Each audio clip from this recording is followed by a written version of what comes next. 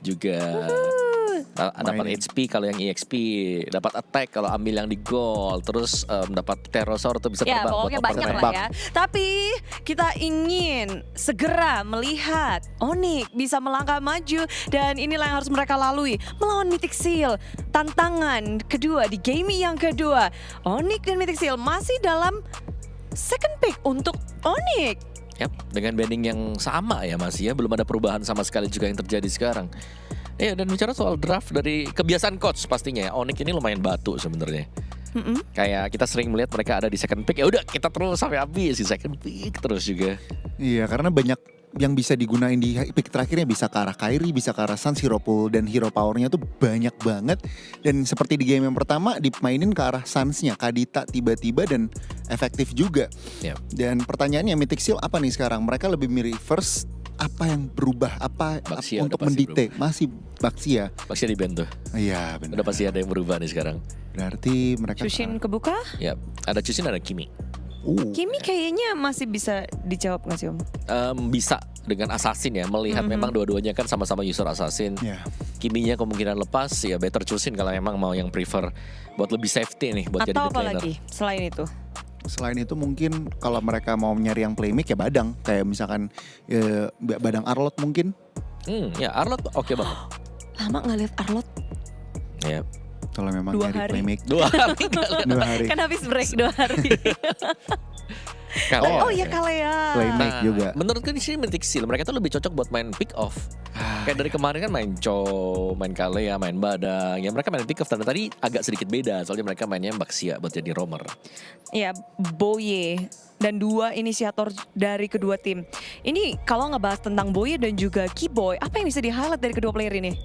Sama-sama pick off play sebenarnya. Tinggal siapa yang jauh lebih kuat untuk setup dan follow up-nya di belakang. Punya item nggak?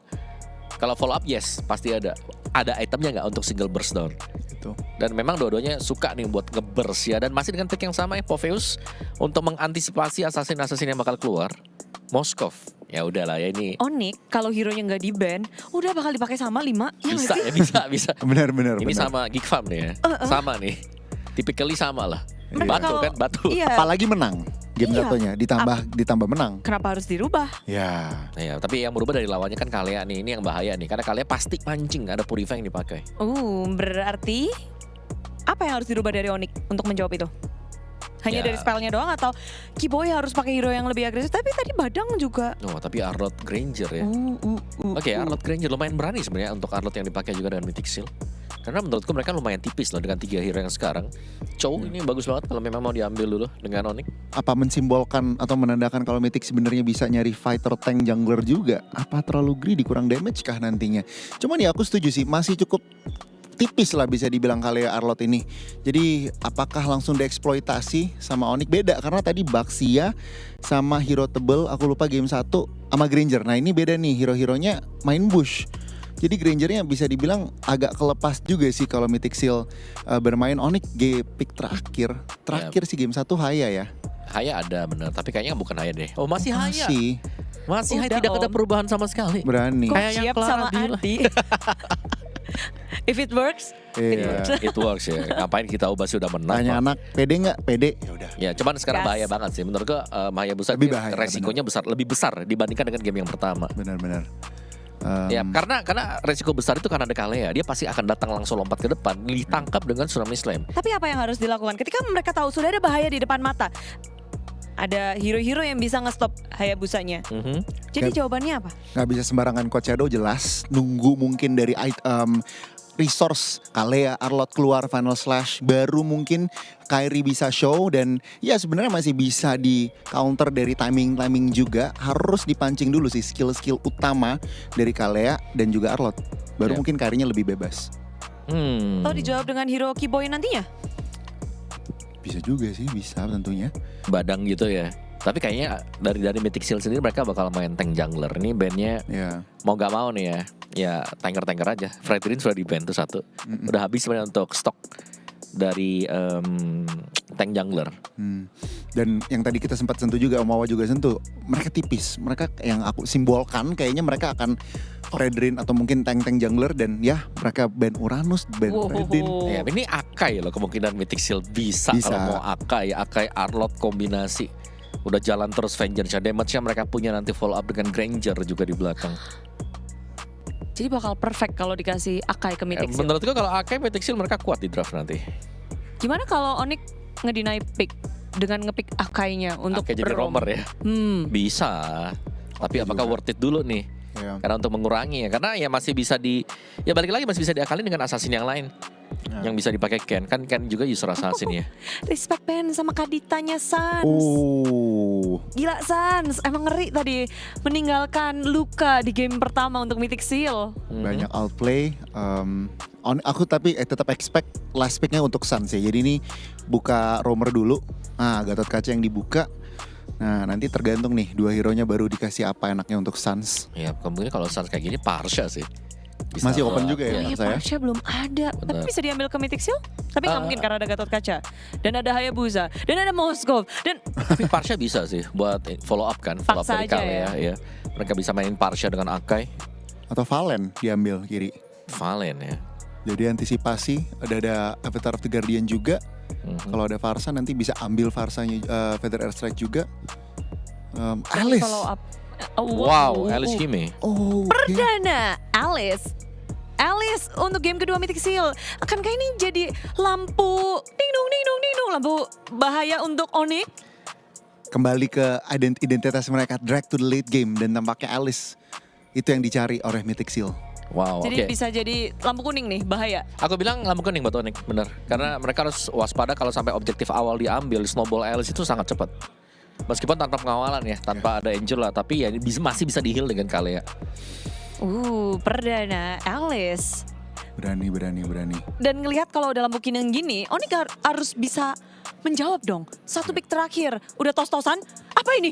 Upi kasih tahu dong. Ya, mereka butuh burst damager sebenarnya. Yif, oke.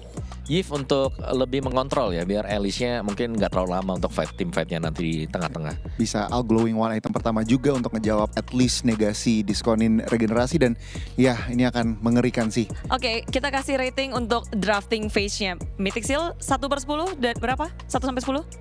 Karena Alice mungkin 8,5 kali. 8 dari untuk Onyx-nya? 9,5. Aku 9, Onyx 7. 9 untuk Mythic. Dari segi draftingnya itulah dia nilai yang telah diberikan oleh panelis. Langsung saja kita lihat bagaimana eksekusi di Land of Dawn bersama para caster Ranger Mas dan juga Lim Kocu. Yes, terima kasih banyak. Tentunya di sini Budi, Clara Monster, Umawa dan juga Johnny.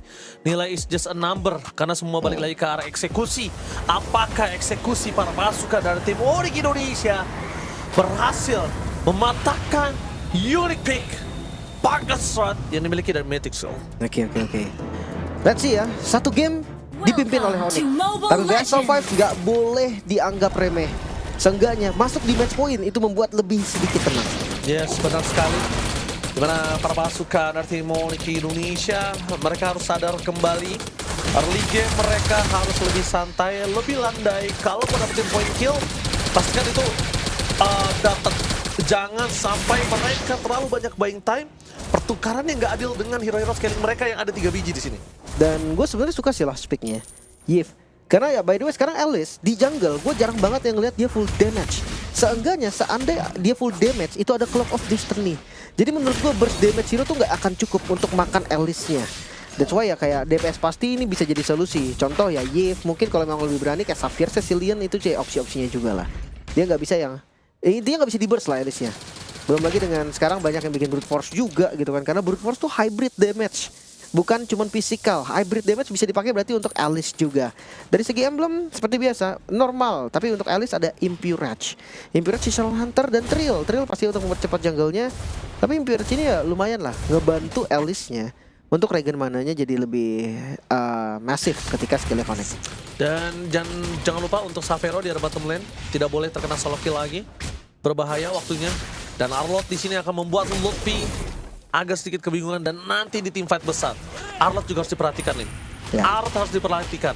Bukan hanya crowd controlnya aja, tapi dengan dia buying time yang mahal nantinya dan terlalu banyak short skill menuju ke arah dia dan dia nggak bisa keeksekusi, itu bakal menjadi kerugian untuk tim Onyx.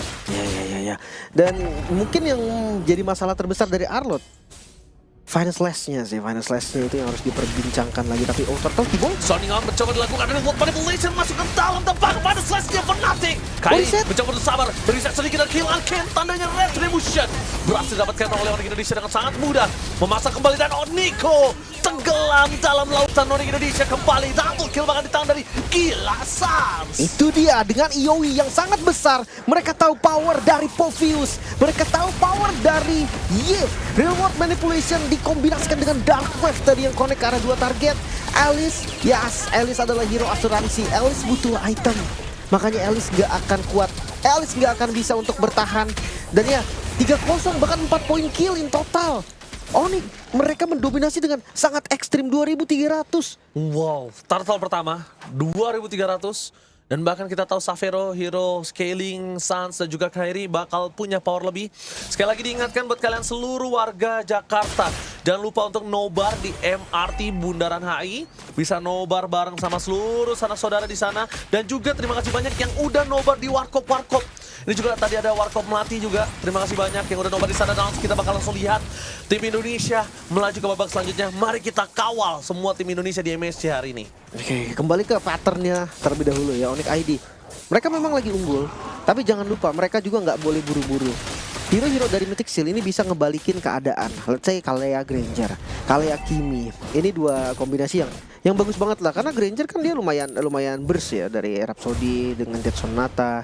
Dan untungnya kita nggak ngerasain nih Kimi yang punya pressure tinggi di awal itu kurang main. Betul, setuju. Karena pertama Kimi juga sekarang agak cukup bingung untuk melakukan rotasi. Membuat instant damage juga ke siapapun yang dimakan sulit. Sans terlalu jauh, nggak mungkin bisa dimakan. Savero juga dengan Purify-nya dia akan bertahan. Dan bahkan kalau ngomongin Karel Lutfi mau coba di-comment berapa banyak buying time-nya. Dan itu yang menjadi kebingungan untuk Nico. Gimana cara dia nyambut Boye? Ya, tapi gue ngeliat gerakannya bagus banget sih. Kiboynya udah jalan ke atas, langsung Lutfi-nya udah nggak pakai lama. Oke lah, potong.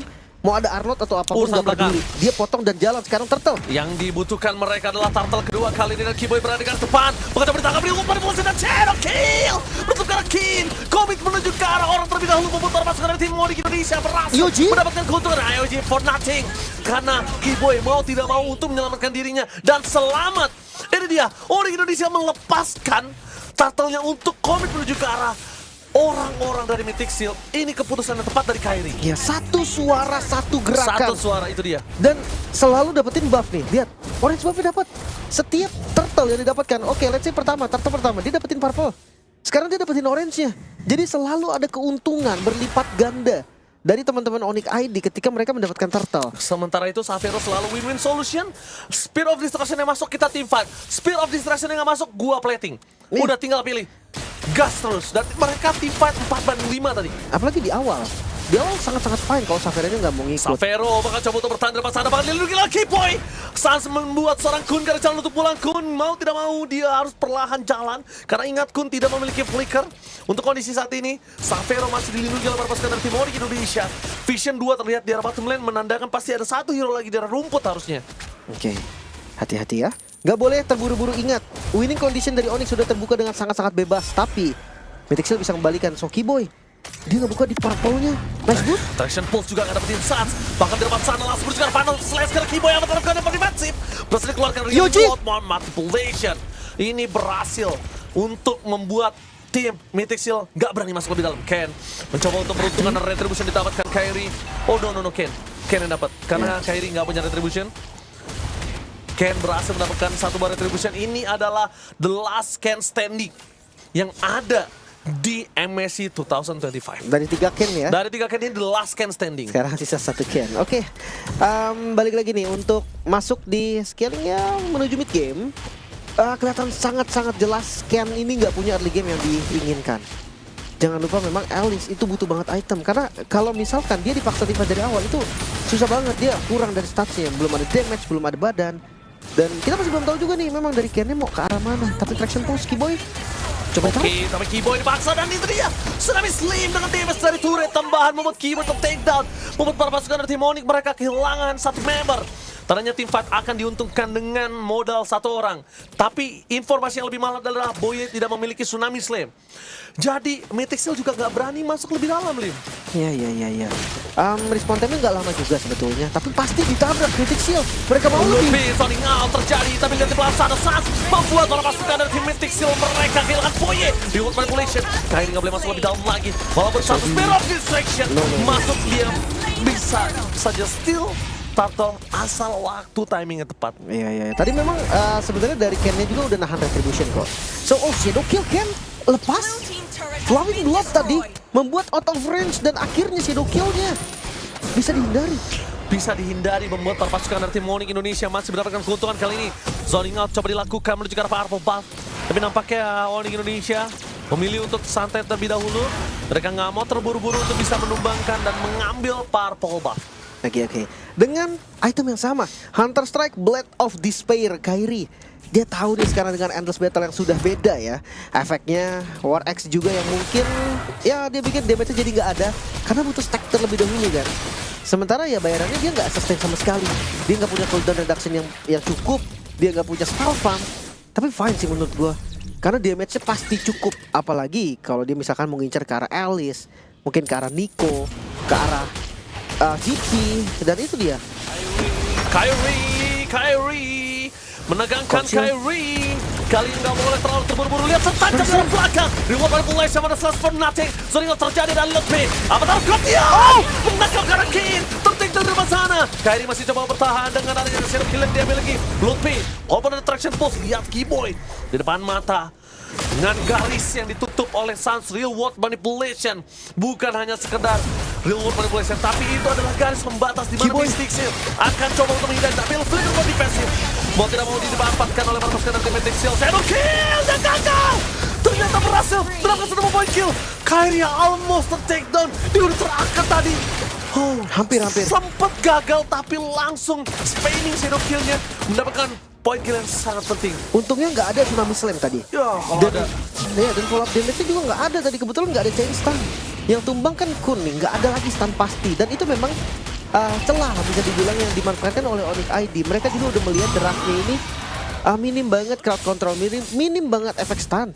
Jadi ya mereka lumayan bebas lah dalam tanda kutip. Kayak targetnya hanya satu aja, nanti siapa yang kena Tsunami Slam, sisanya akan bebas. Let's say Xavero jadi Tsunami Slam, ada Purify selesai. Kairi Tsunami Slam, Xavero bebas. Jadi susah banget sebenarnya untuk Mythic Seal. Kalau mereka pengen targeting satu dan burst damage mereka, ingat itu nggak sebesar yang kita kira. Yes, lihat di depan Purify? sana, mereka coba untuk bermain bait. Mereka mencoba untuk bermain dengan Kating terlebih dahulu, Lim. Karena kita lihat ada konsel gaming untuk para pasukan tim Mythic Seal. Informasi didapatkan Keyboy bersama dengan Lutfi. Apakah baiknya akan coba dilakukan oleh Lutfi? Akan coba ditangkap sedikit damage yang diberikan. Tidak mau terlalu terburu-buru. Belum ke arah belakang, tapi dapat Shadow Kill. Belum dikeluarkan, target mereka menuju ke arah Sans. Dicatat finally. Perpasukan dari tim Onyx Indonesia hilang Sans, tapi CB pun terperangkap. Xavero menuju ke arah sosok seorang Alice, tapi Shadow Kill from Kairi.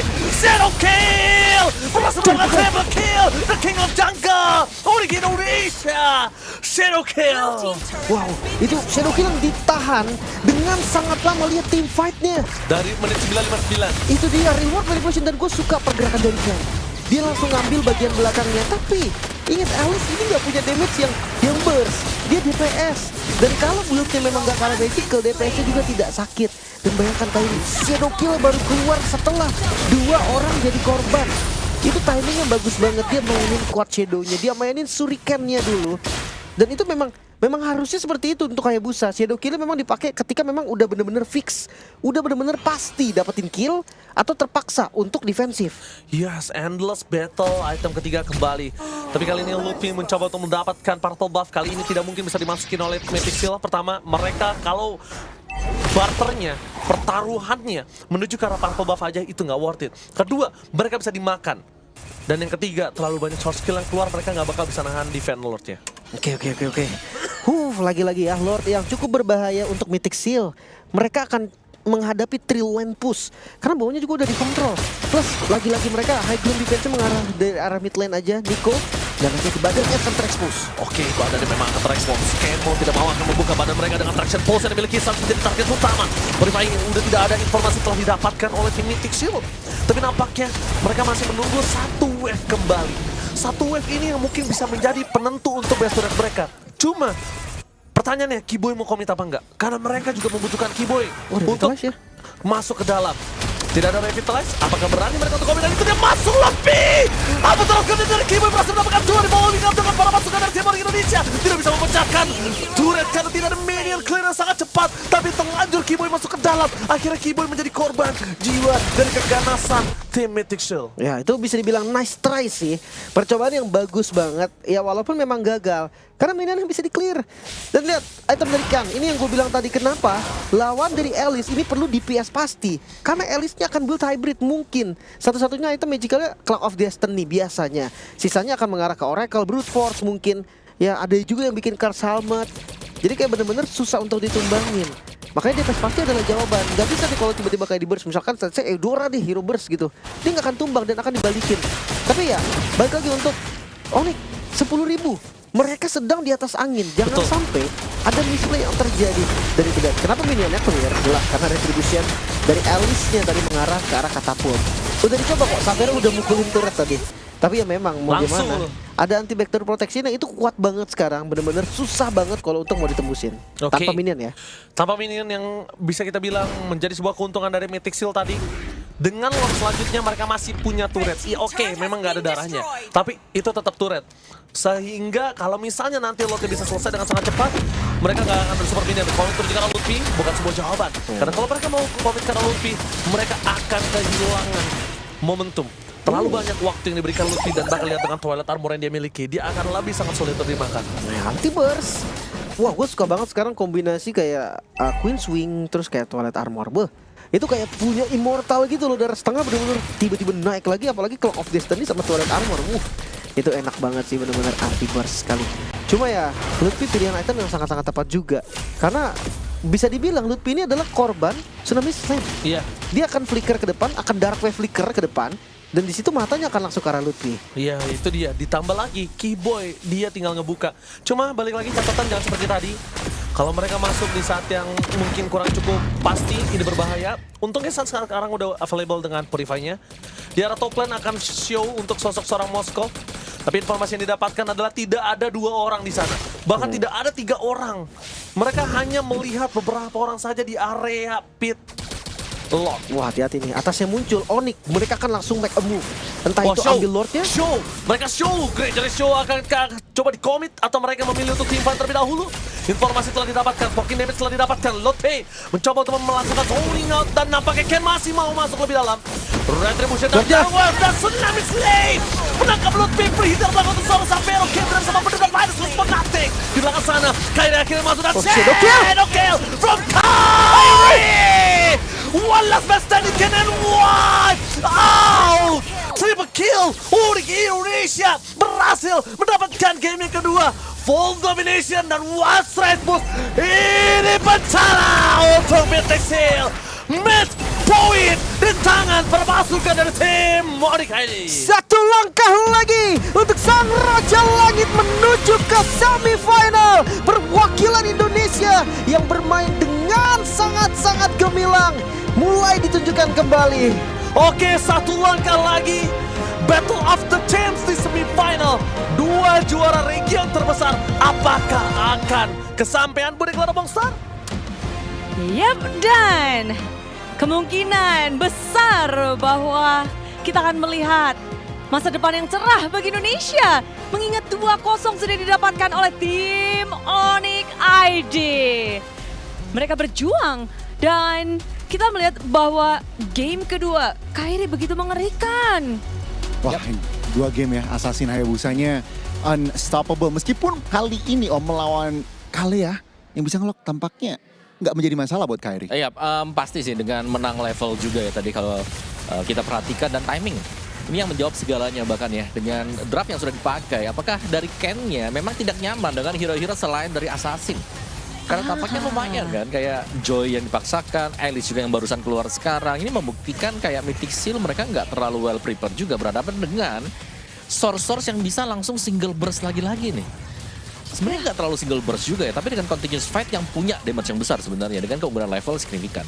Set udah 0-5 awal-awal. Mythic Seal seperti tak berkutik di hadapan tim Onyx. Yap, yang dimana aku kira tadi ya kayak kaliannya bisa nge-heal, Alicia bakal lama di depan. Semuanya berubah. Ketika ya kita melihat bagaimana kontestasi di turtle yang pertama juga tadi mulai.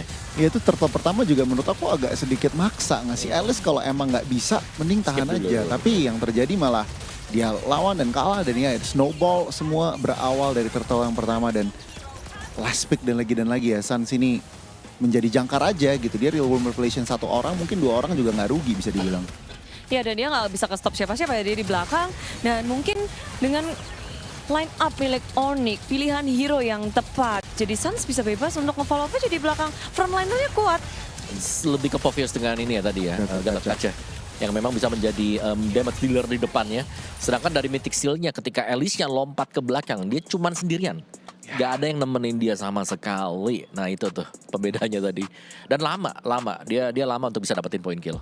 Nah, ditambah udah below juga, under farm, yang membuat ya ini kalau fight pasti diuntungkan oleh Onyx. Dan Savero, dia nggak langsung join, dia nggak langsung nafsu cari kill juga, dia kontrol lane jauh. Dan itu yang membuat